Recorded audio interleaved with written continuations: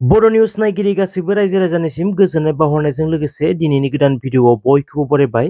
दासिमनि माखासे गोनांथार खौरांफोर लानानै फैदों। नोंथांमोना भिडिअखौ जोबजासिम नायलांदो जाहाथे गोनां खौरांफोरखौ जेन मिस खालामा आरो दासिमबो चेनेलखौ साबस्क्राइब खालामाखैब्ला अन्नानै साबस्क्राइब खालामनानै बेल आइकनखौबो अलाव होनानै लादो सानफ्रोमबोनि खौरां लानो थाखाय। अब्ला दिनैनि सेथि खौरां नोंथांमोन होनो लागै आखायाव लादों। गोदानै 3500 लाइमोनफोरनो साख्रि होनायनि बाथ्रा फोसावदों आसामनि गिबि मन्त्रि डक्टर हिमन्त बिश्व शर्माया। मैया सानसेनि हाबाफारिजों उदालगुरि भेरगावनि गेलेग्रा फोथाराव बाहागो लानानै खौरांगिरिनि गेजेरजों फोसावना होनायखौ नुनो मोन्दों। 250 कौटि रांनि दोंनै आसाम माला लामानि बेखेवनाय खामानिखौबो मैया डक्टर हिमन्त बिश्व शर्माया बेखेवना होबाय होनना मोनथिनो मोन्दों। लोगोसे गोबां अन्थाइ खाम्फाफोर गायसननायनिबो खौरां मोननाय जादों। मख'नो गोनांदि बिसायख'थिनि उनाव बन्द' खालामगोन थिर खेला आरो जुवा खेलाखौ होननानै बुंनायखौबो नुनो मोन्दों डक्टर हिमन्त बिश्व शर्माया।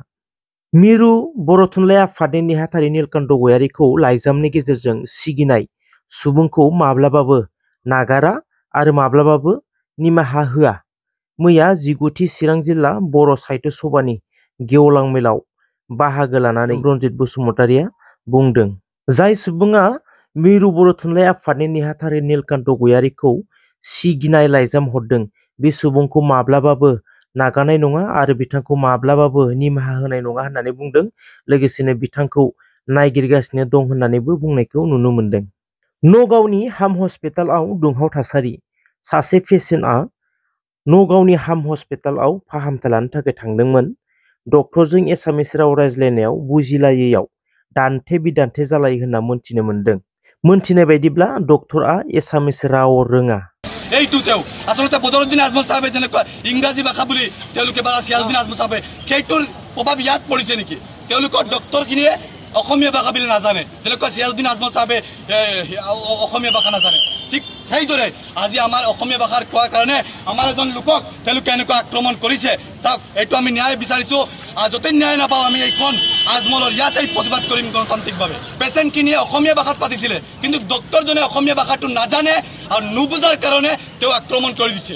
পেচেণ্টখিনি মুৰাজাৰৰ হয়, আমি মুৰাজাৰৰ পৰা আহিছিলোঁ। অহাৰ পিছত মই থিয় হৈ আছিলোঁ আৰু ডক্টৰজনে মাৰাৰ লগে লগেই সেই ল'ৰাটোক যেতিয়া মাৰিছে, ল'ৰাটোৰ দেউতাক ধৰিবলৈ গৈছিলে, তেতিয়া ল'ৰাটোৰ দেউতাকো তেওঁলোকে ইমানেই নিৰ্মমভাৱে পাইছোঁ। ইমাৰ্জেঞ্চি পেচেণ্ট এটা লৈ মুৰাজাৰৰ পৰা আমি আহিছোঁ এইখন হাম হস্পিটেলত। কিন্তু হাম হস্পিটেলৰ প্ৰতি पृथ्वीराज नारायण देव मेसआ बिटिसिआव गैयामोनब्ला बिटिसिआव दासिमहालागै उग्रपन्थीफोर थागौमोन। बर' मुसलमान राजबंशी गासैबो हारिनि सुबुंफोरा गोजोनै बेफार फालांगि खालामनो हानाय नङामोन। हाथाय बाजाराव थांनो हानाय थासारि जानाय नङामोन।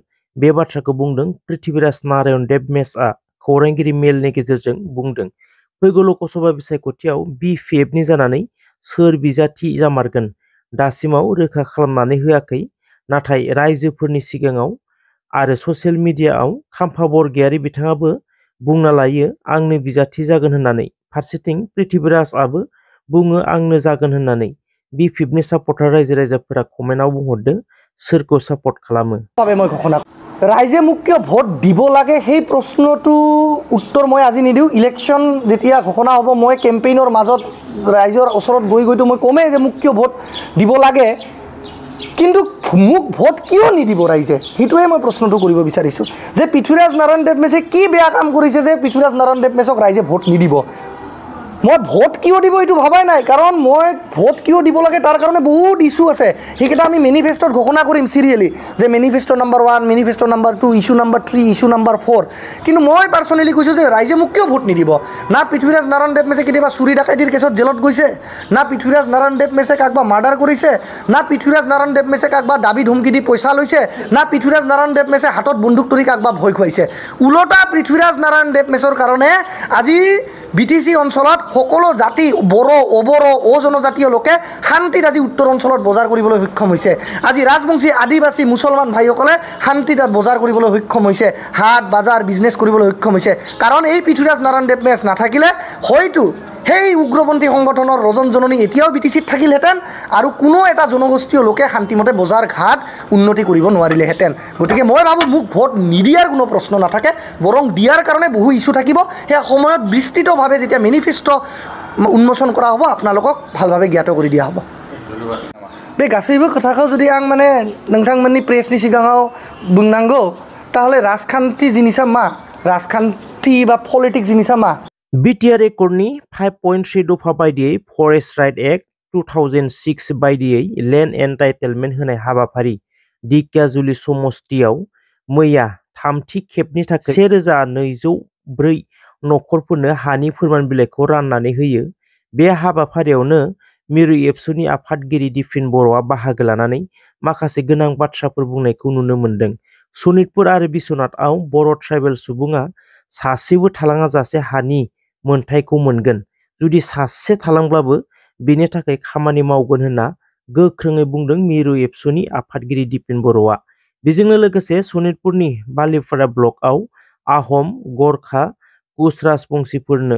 हानि मोनथाय होनायनि सायाव मा बुंखो मिरु एबसुनि आफादगिरि दिफिन बर'आ बाथ्राया जाहैबाय जे लास्ट व्यक्तिसिम जोबथा सुबुंसिम हा मोननो गोनां जाय व्यक्तियानो थाया मानो बिथांमोननो हा होजोबनायनि बा हाखौ मोनहोजोबनायनि जि प्रक्रिया बेयाव दुलाराय बर' फरायसा आफाद सनितपुर जिल्ला बा बिश्वनाथ जिल्लाया जों गसंथागोन आरो बिनि थाखाय जोङो रोखायै आरो गोख्रोङै खामानि मावलांगोन बे बाथ्राखौ आङो बुंबाय जौगानायनि खामानियाबो जानांगोन बेयाव स्कुलाव टिचार गैया आरो 75 EGS सेन्टार नैबे जायगायाव जि स्कुलफोर दं LP स्कुल बेयाव फोरोंगिरि थिसननायनि थाखाय रनज पेगु बिथाङा खोथा होदों आरो खोथा होनाय बायदि बिथाङा मावफुंनांगोन दा बेखायनो लामा जानांगौ दालां जानांगौ कारेन्ट मोननांगौ दै मोननांगौ आइवाइ न' मोननांगौ पन्सायतआव हाबनांगौ बा बिटिआर 6 सिडुलाव हाबनाय गामिफोरखौ लानानै बेयाव VCDC दानांगौ आरो लोगोसेनो बेयाव हेल्थ सेन्टार फसंनांगौ बा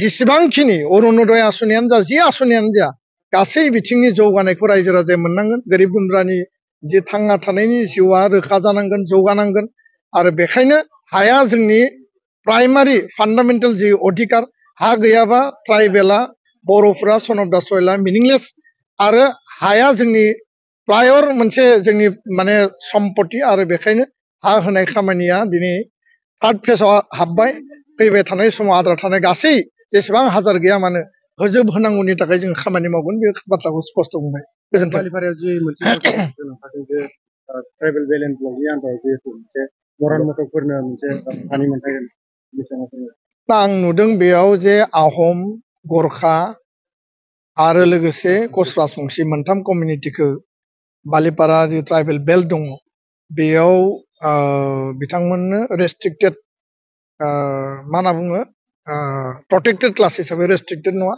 प्रटेक्टेड क्लास हिसाबै बेयाव माने बेनिफिट बा बनाफाइड माने कमिउनिटि हिसाबै होनायनि मोनसे केबिनेट आरो आसाम सरकारा नटिफिकेसन दिहुनदों बे बाथ्राखौ लानानै ट्राइबेल संघजों जों सावरायदों बाथ्राया जाहैबाय जे जायफोरा अलरेडि ट्राइबेल बेलेन्स ब्लकआव प्रटेक्टेड क्लास बिथांमोना प्रटेक्टेड क्लास हिसाबै मर्यादा मोननायाव जोंहा जेबो बुंनो गोनां गैया खिन्थु गोदानै जेराव बालिपारायाव सासेबो आहम मानसि गैया जोंनि सार्भेयाव बेबायदियाव माबायदि आहम मानसिखौ बेयाव प्रटेक्टेड क्लास होखो कच राजबंशीखौ प्रटेक्टेड क्लास हिसाबै आनडिभाइडेड गवालपारायाव होदों आरो नेपालि ग्रेजियार एन्ड काल्टिभेटर होदों गोदानै दायो गरखा कमिउनिटि हिसाबै बेखौ रिनिउ खालामनानै होनाय जादों दा बिनि बेलायाव सोरहाबा हानि अधिकार मोननांगौ बा प्रटेक्टेड क्लासनि अधिकार थाखानायफ्रा मोननायाव जोंहा बुंनो गोनां गैया खिन्थु गोदानै बेयाव इन्डाक्ट गोदानै बेयाव थिसननायाव जोंनि एक्जिस्टिं ट्राइबेला जुदि थ्रेट जादोंब्ला जोंनि हा हुआ